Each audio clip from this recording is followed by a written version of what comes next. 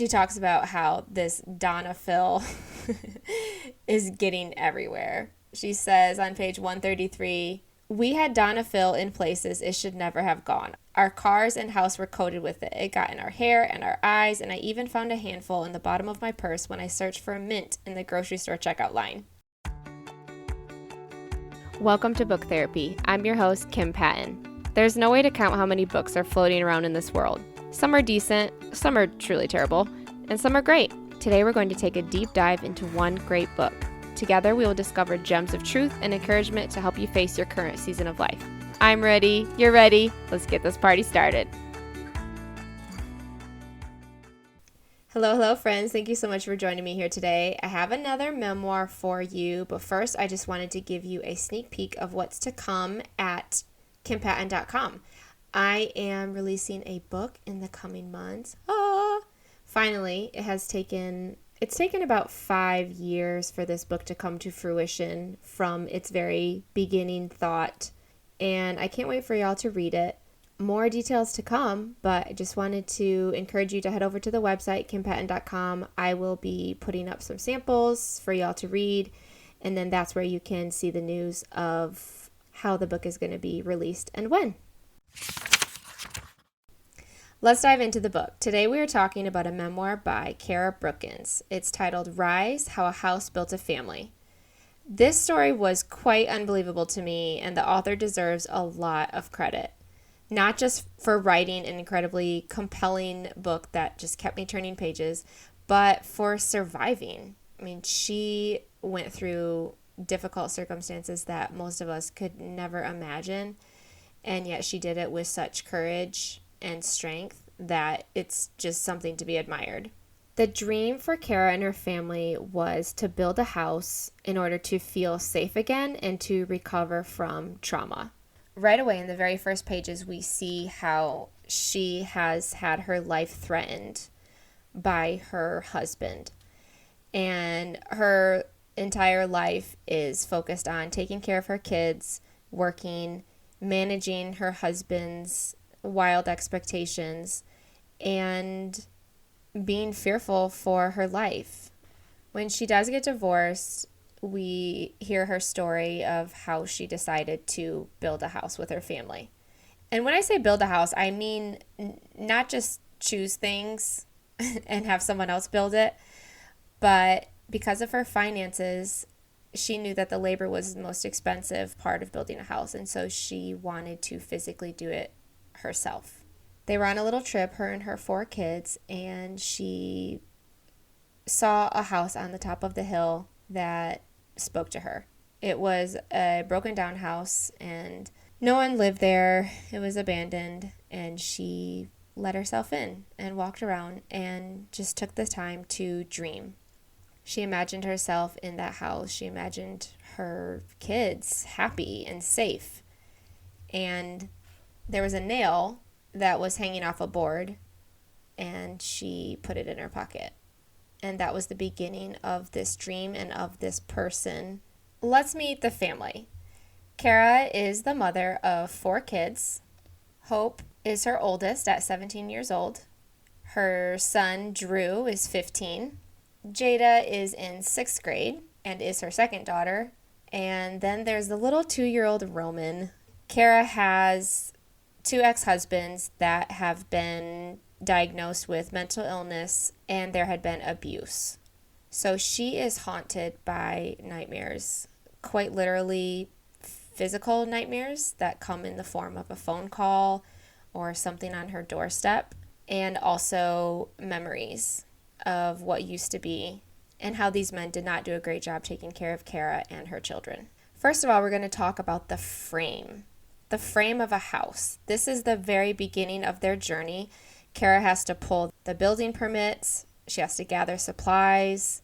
She has a huge learning curve to get over, trying to figure out how to build a house. She goes to the bank to secure a loan, and all of this is very new, but her determination to do this project with her family is what keeps her going, even when they're thrown many curveballs. For instance, on page 70, she talks about how they're measuring the foundation, and the person who has come to do the job is asking where the chalk is. She says we had missed a step, apparently an important one. I ran to my car, sinking ankle deep in a mud pocket along the way and carefully ignoring the cold goo seeping through my sock. Contractors don't shake off the mud. They wear it like a badge. I opened my trunk and grabbed a 5-pound bag of flour. She didn't have chalk, but they used flour instead, and she measured things out that way. From the very beginning, you just want to be on her side because she's doing this monumental task in order to keep her family safe and to give them a fresh start. And there's a lot of things she doesn't know. It doesn't discourage her to the point of giving up. And that's what surprises me the most, is if you had me build a house, it would be hilarious to see how long I lasted. It would be a pretty short project. We do see her get help along the way from neighbors, but it's honestly not a lot. Her and her kids do 90% of the work. At one point, they needed electricity in order to run their tools, but the city wouldn't let her put in a temporary electric pole. So there was a generous neighbor named Timothy who offered to let them run an extension cord so that they could run their tools. Building this frame came from the belief and the hope that Cara had to do something for her family.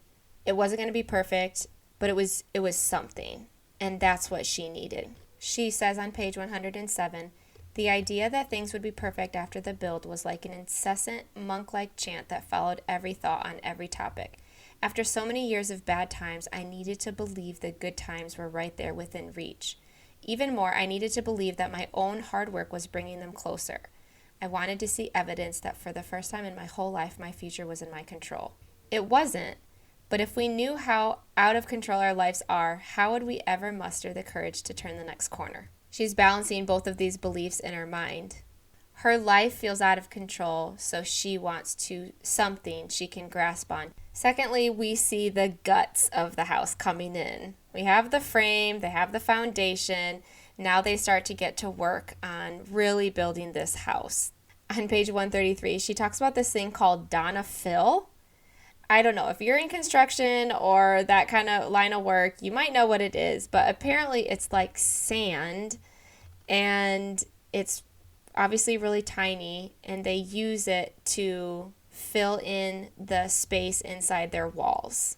She talks about how this Donna Fill is getting everywhere. She says on page 133, we had Donna Fill in places it should never have gone. Our cars and house were coated with it. It got in our hair and our eyes, and I even found a handful in the bottom of my purse when I searched for a mint in the grocery store checkout line. The kids are helping her. She's barking orders, and they are packing this powdery granite, packing and packing and packing until the work is done.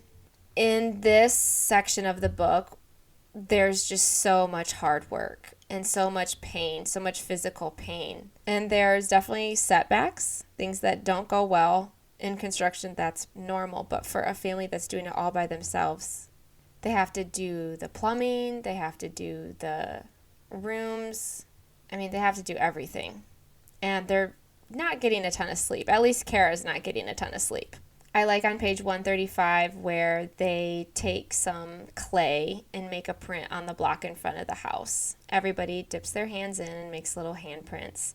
That's just a small glimmer of a reward for this family as they're coming together, using their hands, giving their bodies to this job, and doing it together. At one point, her son Drew gets a little frustrated because he doesn't feel like they can see the progress. It says on page 141, some days the work is invisible, but taking time to set it all up will make the next few days 1,000 times more productive. In getting this job done, they have to be pretty precise. There's a few times where the measuring and the cutting didn't go well, or the supplies got affected by the rain, and so they weren't in the best of shape, and things maybe didn't turn out the way that they expect or what looks to be normal, but they just kept going. Whenever they met a roadblock, they figured it out. They got help when they needed it, and they just grabbed their tools and just went right back to work. Finally, we get to the beautiful finished product. As the book progresses, it's really worrisome. You think, are they really going to pull this off? Is this even possible? Would I stay in that house? I don't know. But on the back cover of the book, you see the finished product and you see that it's there. So you know that they do it. As unbelievable as it is, they do it. I will say all throughout the book, Cara is flashing back to moments of her previous life before the divorce. And there is just so much fear. There's a lot of terrifying incidents. Honestly, you read how Cara doesn't sleep well. You read how she has nightmares. And I'm astounded by her resolve to keep going even when has so much baggage from her past. There's so much to be afraid of, and the police can't really keep her safe. It's kind of her job to keep her and her children safe. So I can't imagine how she even sleeps at all. But I noticed throughout the book, there's all these little things that hold the family together. There's simple things like coffee and cookies and fires at the fire pit and pancakes all together. I love watching their family bond over this. It's not overly sentimental. She has a lot of dialogue.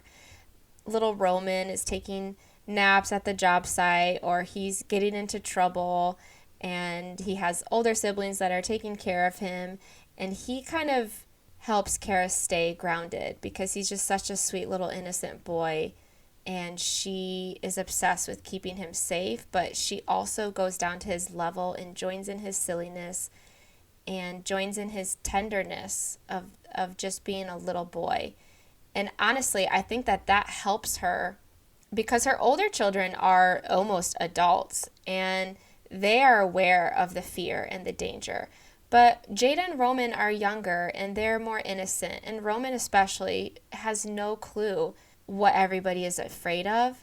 And when they enter into that mindset with him, it seems to bring levity to the situation. And they all of a sudden start joking about cookies and pizza or getting Chinese. And it's just those little things of being together, eating together, joking together, taking showers so that all of the Donafil cleans off their bodies. Those little things. I really enjoyed watching that bond them. On page 266, it talks about mommy guilt and how she was so worried that her kids were going to hate her for making them build a house. She says, I had worried from the start of the project that the kids would wake up one day and refuse to lift a hammer ever again. They weren't 2-year-olds, well, except for the 2-year-old, so there was little I could do to force them if they really had decided to rebel. The problem was, they hadn't. We were all in as a team from the start. We'd had days when one of them would feel discouraged or so exhausted they cried from muscle pain, but there was never a day when they just up and quit. We catered the day's music to the downhearted and gave them the easy tasks or the best job on the site, playing with Roman. It never took long for spirits to rise. What an incredible gift she gave to her children. They did put their lives on hold. They did work hard for hours upon hours upon hours after school, on the weekends. They didn't have much of a life outside of their family and building this house. But Cara knew it would be good for them, even if she worried that it would be so hard it might be a problem. Deep down, she wanted her kids to be a part of this. And it was totally, totally worth it. There's a page near the end where one of the girls is complaining about something going on at school, and the older son says, you built a whole house with your bare hands. You can do anything. I can imagine how empowering it is for these kids to look back at their lives and say, yeah, that season was really, really hard, but it gave me the confidence to do anything. I love at the end when they bring their stuff to the house for the first time. They bring their mattresses so that they can sleep there. And everybody is just ecstatic. Everybody is thrilled. Of course, they're exhausted, but they are sleeping in their new house for the first time under the roof that they built. It says on page 291, the house was something of a marvel, even by moonlight, as surreal and impossible as a colossal pyramid. We had actually built it ourselves. That wasn't all, though. It had built us, too, individually and as a family. until we had become a vital part of one another. To conclude, we see the frame, the guts, and the finished product.